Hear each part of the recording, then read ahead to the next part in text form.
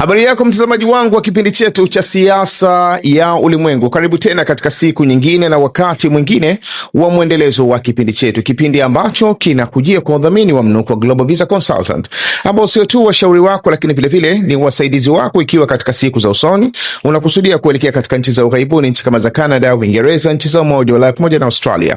Unaweza kuwasiliana nao kupitia namba zilizoko chini ya tangazo kwa msaada, ushauri pamoja na mwongozo. Tukielekea katika uchambuzi wetu wa leo, bila shaka vuta na kuvuta imekuwa ikiendelea baina ya nchi ya Iran na mkusanyiko wa nchi ya Marekani pamoja na nchi ya Israel. Na mwenendo sasa hivi umekuwa rely zaidi au ukiegemea zaidi katika upande wa intelijensia, hasa katika upande wa nchi ya Marekani na nchi ya Israel. Inaonekana kwamba katika mashambulizi ambayo yamekuwa yakifanyika sasa hivi yamekuwa yakiegemea zaidi kuliko hata ilivyokuwa mwanzo katika upande wa kutazama mwenendo wa idara zile za uongozi wa nchi ya Irani zinapoelekea. Na ndio maana inaonekana kwamba jeshi la IDF limetoa taarifa ya sehemu ambazo walikuwa wamezitarget katika siku ya leo, ikiwemo ni sehemu ambayo inaonekana kwamba mara nyingi ile Shura Council au ile sehemu ya baraza la maamuzi ya nchi huwa inafanyika, lakini vile vile sehemu ambayo tunasema ni ile Supreme Security Council vile vile huwa inafanya mara nyingi vikao vyake katika maeneo hayo. Kwa hiyo inaonekana kabisa kwamba mwenendo wa kutarget hivi ni mwenendo ambao lazima usadifiane au uendane na taarifa na kiwango cha taarifa za kiintelijensia ambazo bila shaka sehemu ya Marekani na sehemu ya Israel watakuwa nayo, pamoja na kwamba hatujapata matokeo ya wazi ya kile kilichotokea baada ya kufanyika mashambulizi katika maeneo hayo. Lakini kingine ambacho tumekuwa tukiona, bado mashambulizi mengi yamekuwa kielekea katika mji wa Tehran, ukiachilia mbali sehemu zingine imekuwa sio kubwa sana, lakini hasa inaonekana mashambulizi mengi bado yamejikita katika sehemu ya Tehran. Kingine ambacho kinaendelea kuonekana ni kwamba kuna harakati fulani kama za kistrategia zimeanza kuchukuliwa, ukiachilia za mashambulizi ya moja kwa moja. Kwa mfano, pamekuwa kuna taarifa ya mawasiliano baina ya Rais Donald Trump na jamii ya Kikurdi inayopatikana katika upande wa kaskazini mwa nchi ya Iraq, na nazungumzia hasa katika jamii ya Kikurdi inayopatikana katika maeneo ya Erbil na maeneo ya Suleimania. Kuna familia mbili ambazo zina nguvu sana katika jamii ya Kikurdi. Familia ya kwanza ni familia ya Barzani, ambaye kiongozi wao sasa hivi, yani rais anayetawala katika eneo la Wakurdi pale, Nakhchavan Barzani, maana yake anatokea katika familia ya Barzani. Lakini vile vile kuna jamii ya pili ambayo ni tunasema ni Taliban, kwa maana kwamba sasa hivi asili yao walikuwa na kiongozi wao anaitwa Jalala Taliban, ambayo kwa hivi sasa maana yake kiongozi anaongoza hiyo jamii ya Taliban maana yake ni Bafel Taliban, ambaye ni kiongozi wa chama kinachojulikana kama Kurdi Patriotic Party. Pamekuwa inaonekana kwamba kuna mawasiliano baina ya serikali ya Marekani na jamii hii. Kinachoonekana katika mahesabu ni kujaribu kuconvince jamii ya Wakurdi ili iweze ikiwezekana kushirikiana na baadhi ya vikundi vya Kikurdi ambavyo vinapatikana baina ya Suleimania na Erbil, kujaribu kufanya move ikiwezekana kupita katika upande wa kaskazini magharibi mwa nchi ya Iran, au upande wa magharibi mwa nchi ya Iran katika maeneo kama ya Kurdistan, kwa kuzingatia kwamba ndani ya nchi ya Iran vile vile kuna miji ambayo inakaliwa na Wakurdi wengi. Kwa ina maana kama wakifanikiwa kuconvince jamii hizi mbili, maana yake inawezekana kuweza kufanya zile covert operation au kufanya zile operation za siri kuweza kuingia ndani ya nchi ya Iran. Jambo ambalo kwa upande mmoja au mwingine tunaona kwamba inawezekana likawa lina ugumu kwa kiwango fulani. Na ugumu wake ni kwa kuzingatia kwamba jamii ya Barzani ni jamii ambayo ina ushirika wa karibu sana na nchi ya Uturuki, na hata katika movement ya Wakurdi wa kusini mashariki mwa nchi ya Uturuki walipoamua kusalimisha silaha zao na kuacha kufanya zile harakati zao zilizokuwa wakizifanya kule katika nchi ya Uturuki kupitia kile chama cha PKK, maana yake ile usalimishaji wa silaha ulifanyikia katika upande wa kaskazini mwa nchi ya Iraq, katika sehemu ambayo inakontroliwa na jamii ya ile Barzani. Sasa Uturuki hawana mawasiliano mazuri na nchi ya Israel. Hiyo ni pointi ya kwanza. Lakini pointi ya pili, Uturuki hawana shida na jamii ya Barzani, lakini tatizo kubwa ni kwamba wenyewe hawahitaji Wakurdi waweze kufanya expansion, wajitanue au wajitangaze kama nchi. Hili ni jambo ambalo Uturuki siku zote huwa hawalikubali. Na hawalikubali kwa kuzingatia kwamba jamii ya Wakurdi ni jamii ambayo inapatikana katika sehemu nyingi. Maana yake inapatikana kusini mashariki mwa Uturuki, inapatikana upande wa magharibi mwa nchi ya Iran, inapatikana upande wa kaskazini mwa nchi ya Iraq, na unapatikana katika upande wa kaskazini magharibi mwa nchi ya Syria.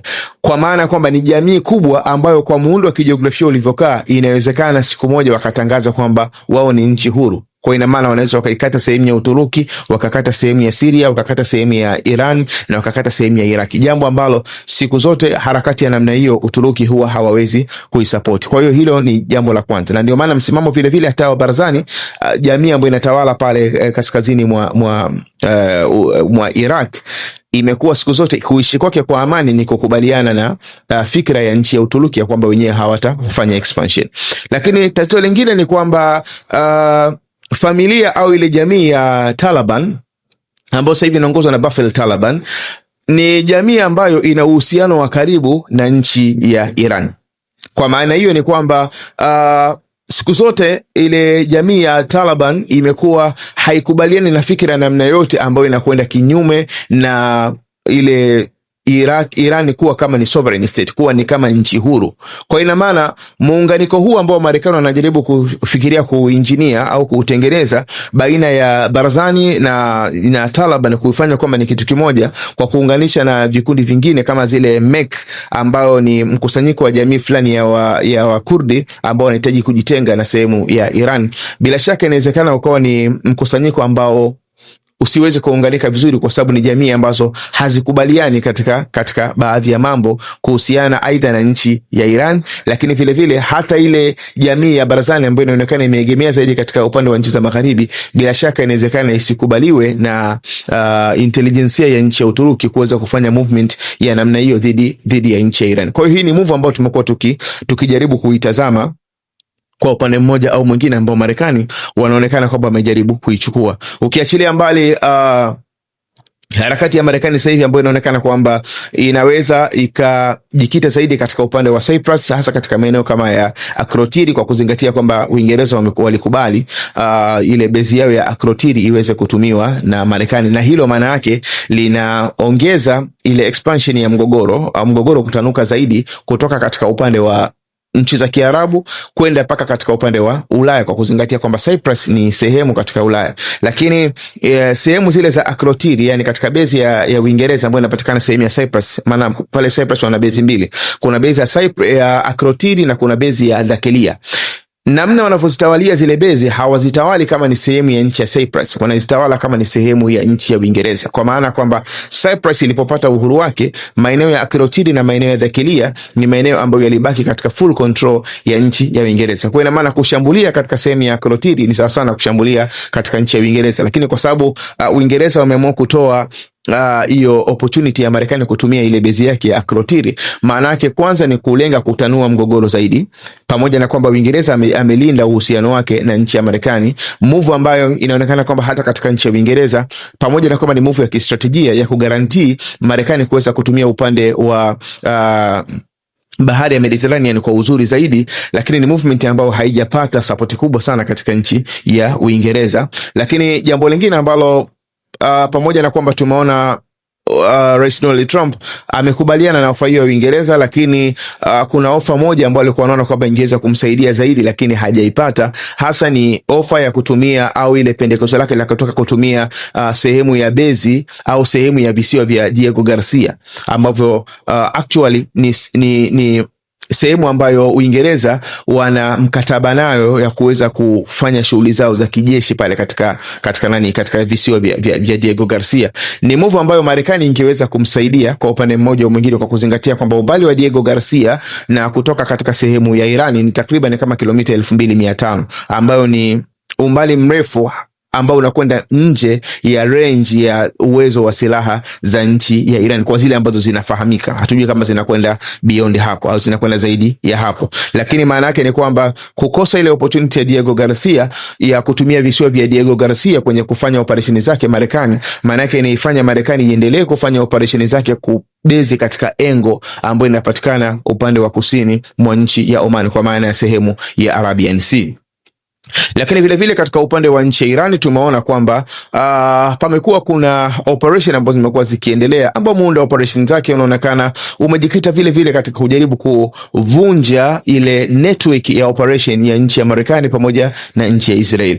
Ukiangalia kama leo mfanya mashambulizi katika sehemu ya Bahrain, katika sehemu ya bezi ya anga ya Isa Base, ni moja katika bezi muhimu kwa sababu ni bezi ambayo ukiachilia ile 50 Fleet Base, ile bezi ya upande wa jeshi la maji la Marekani, kuna bezi nyingine pale ya Isa Base ambayo inatoa kama backup vile vile katika bezi ya Al-Hudaidi ile inayopatikana katika nchi ya Qatar. Kwa ina maana ni sehemu kama ya command and control center ya nchi ya Marekani. Inavyoonekana kwamba, au kwa taarifa zilizokuwa wazi, ni kwamba Iran wameweza kushambulia katika eneo lile kiasi ambacho wanajeshi wamebidi waondoke katika eneo husika. Maana yake katika upande mmoja au mwingine ni katika zile harakati za nchi ya Iran kuweza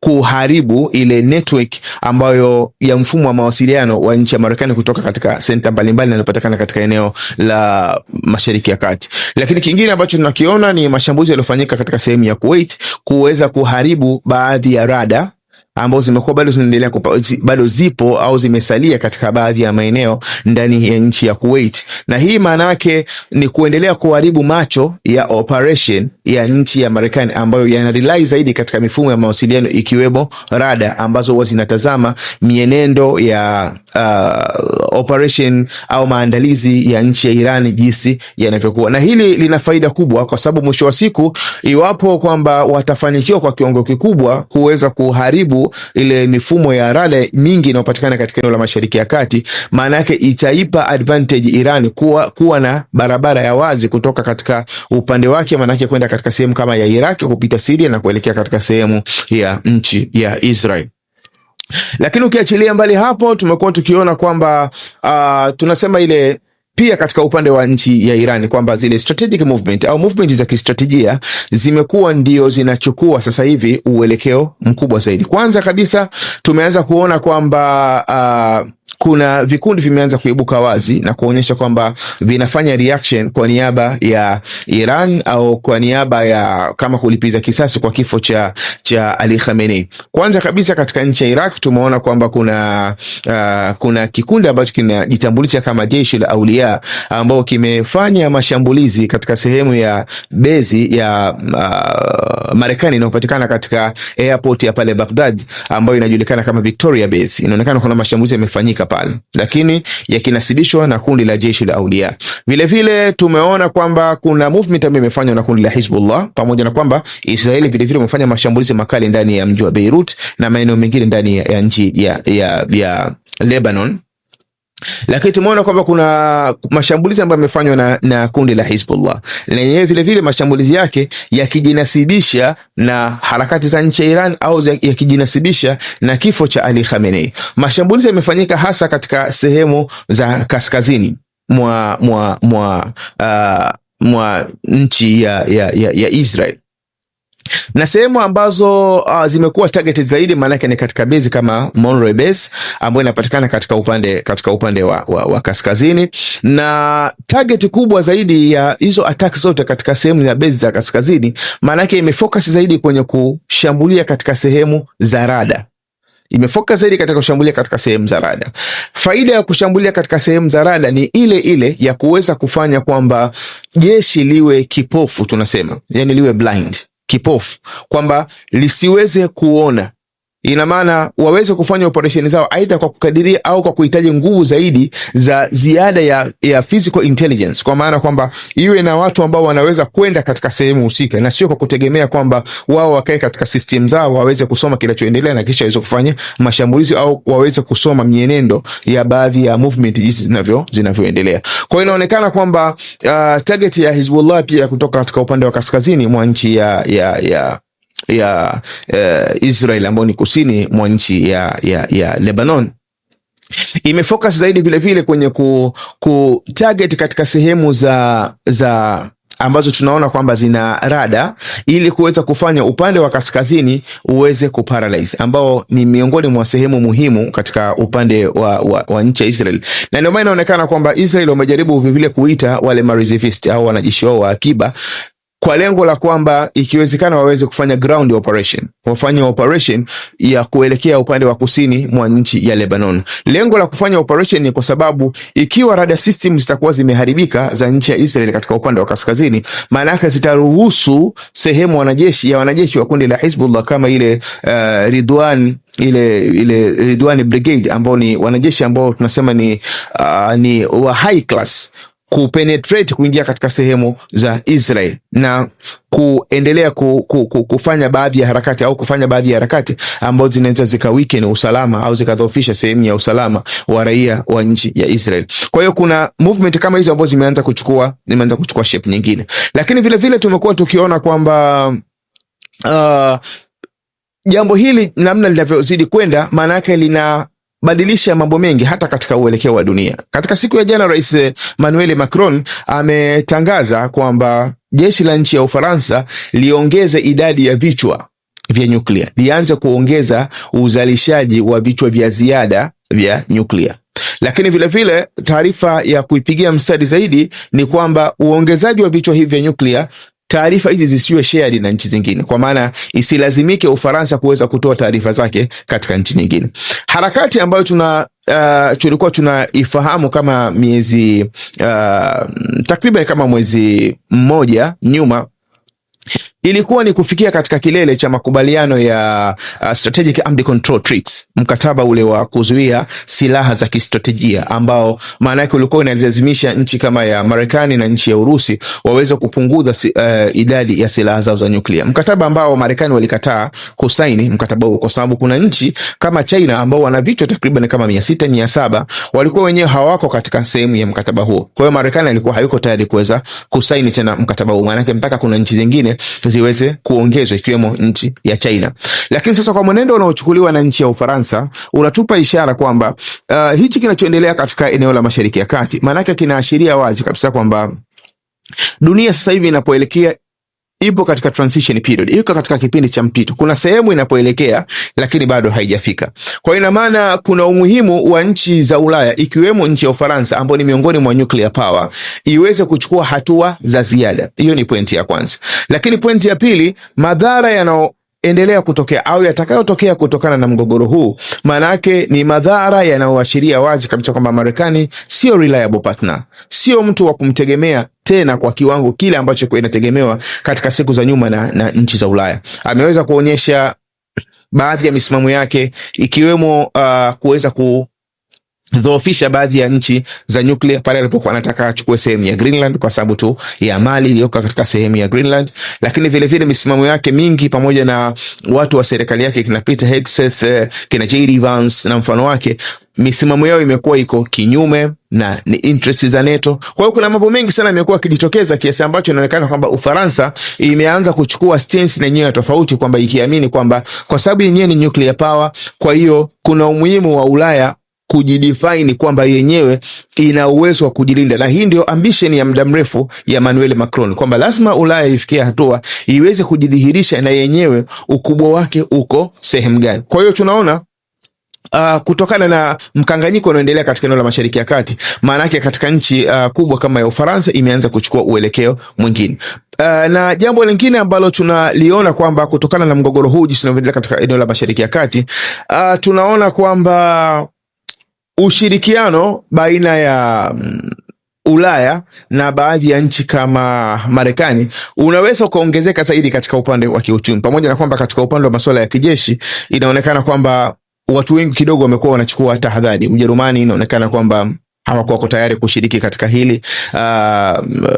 NATO, Mark Rutte, yule katibu mkuu wa NATO, mzungumza wazi kwamba wenyewe hawako tayari kuingia katika mgogoro, maana yake ni kuendelea kuutanua mgogoro huu. Lakini katika upande wa uchumi tuna hisi kwamba Ulaya kutokana na mgogoro huu inaweza ikajikuta kwamba inaegemea zaidi katika nchi kama Marekani, kwa maana kwamba uhuru wake inawezekana ukaendelea kunyong'onyeka kwa upande mmoja au mwingine. Na hii iko hivi: unapokuwa umefunga sehemu kama ya Hormuz kwa taarifa ya IRGC kwamba hakuna meli inayoruhusiwa kupita pale katika mlango bahari wa Hormuz, tafsiri yake ni kwamba sehemu pekee ambayo mafuta yanaweza yakapita aidha ni katika sehemu ya bomba la mafuta la nchi ya Saudi Arabia ambalo Yanbi pipeline ambalo linatokea katika upande wa huko Red Sea. Ilo la kwanza, kama Wahuthi hawataamua kufanya tuseme ile kuchallenge meli kwenda kuchukua mafuta katika sehemu hiyo. Au katika sehemu ya pili ambayo mafuta yanaweza yakapita ni katika Al-Fureij pipeline ambayo inapatikana katika sehemu ya huko Oman ambayo actually inakontroliwa na United Arab Emirates. Hizo ndio sosi pekee za mafuta. Sasa kwa nchi za Ulaya ni kwamba zenyewe hazitegemei sana mafuta kutoka katika eneo la Mashariki ya Kati, kwa sababu mafuta mengi wanachukua kutoka Marekani au kuchukua kutoka Kazakhstan na sehemu kama ya Norway, ndio wanapata mafuta mengi. Lakini issue kubwa ipo katika upande wa gesi. Katika upande wa gesi, nchi za Ulaya zinachukua gesi nyingi kutoka katika eneo la Mashariki ya Kati, hasa katika nchi kama Qatar, katika nchi kama ya Egypt, kwa maana ya Misri, ambao Misri sasa hivi leo hii pia wametangaza kwamba nyinyi hawatapeleka gesi pia katika upande wa Ulaya kwa sababu ya hichi ambacho kimekuwa kinaendelea. Sasa madhara yake ni kwamba mifumo ya gesi ya nchi za Ulaya maana yake ni kwamba itazorota kwa kipindi hichi, gharama zitakuwa ziko juu. Kiachilia mbali kwamba gharama za mafuta tu zitakuwa ziko juu hata kama hawategemei zaidi katika eneo la Mashariki ya Kati, lakini gharama za sehemu ya nishati maana yake zitaongezeka zaidi katika nchi za Ulaya, jambo ambalo maana yake ni kwamba litailazimisha au itazilazimisha nchi za Ulaya kuanza kufikiria njia mbadala ya kuwa na garantii ya vipindi vya matatizo kama hiki ambavyo vinatokea. Na ili kuwa na garantii ya kupata sehemu ya nishati katika vipindi vya matatizo kama hiki, maana yake ni lazima wajaribu kutengeneza makubaliano ya muda mrefu na nchi kama ya Marekani ambayo inawauzia mafuta, lakini nchi kama za Kazakhstan ambayo inawauzia mafuta, na nchi kama ya Norway ambayo vile vile huwa inawauzia mafuta. Hiyo ni pointi ya kwanza. Lakini pointi ya pili, katika upande wa gesi, Ulaya maana yake itaathirika pakubwa na inaonekana kwamba italazimika iweze kufikiria njia tofauti, kwa sababu eneo la Mashariki ya Kati kwa mwenendo jinsi unavyozidi kwenda na kwa misimamo ya nchi ya Irani, manake sio eneo la kuaminika kwa hivi sasa, kwa sababu hoja kubwa ya Irani wanasema kwamba sisi hatuwezi kuwekewa vikwazo watu wa Mashariki ya Kati wako salama, au sisi hatuwezi kuwa katika hatari alafu eneo lote la Mashariki ya Kati likabaki katika hali ya salama. Hili ni jambo ambalo bila shaka haliwezekani. Irani inapokuwa ipo katika hatari, maana yake eneo lote la Mashariki ya Kati lipo katika hatari, na ikibidi hata dunia yote itakuwa ipo katika hatari. Kwa hiyo katika mitazamo ya namna hii au misimamo ya namna hii, kwanza ina akisi mabadiliko mengi ambayo tuendelea kuyaona katika nchi za Ulaya na hata katika nchi nyingine. Lakini jambo lingine ni kwamba kwa namna mambo jinsi yanavyozidi kwenda, maana yake ni kwamba lazima kuna baadhi ya nchi kama za Ulaya zianze kuchukua stance nyingine au misimamo mingine, kwa kutaraji kwamba vipindi kama hivi vinaweza vikaendelea kujitokeza kwa muda mrefu, na madhara yake inawezekana yakaja kuwa ni makubwa kama hatua za haraka hazitaweza kuchukuliwa au hatua za dharura hazitaweza kuchukuliwa. Kwa hiyo kiujumla ni kwamba bado tunaendelea kutazama mwenendo mzima wa jambo hili na athari zake jinsi zinavyozidi kusambaa katika dunia, tukitaraji kwamba huenda katika muda ujao tunaweza tukapata taswira iliyokuwa bora zaidi ya hii ambayo tumekuletea. Jina langu naitwa Maulid Ali Mnukwa. Nikuombe uendelee kufuatilia vipindi vyetu, na nikuombe usubscribe, kulike, kushare pamoja na kucomment. Uwe na muda mwema.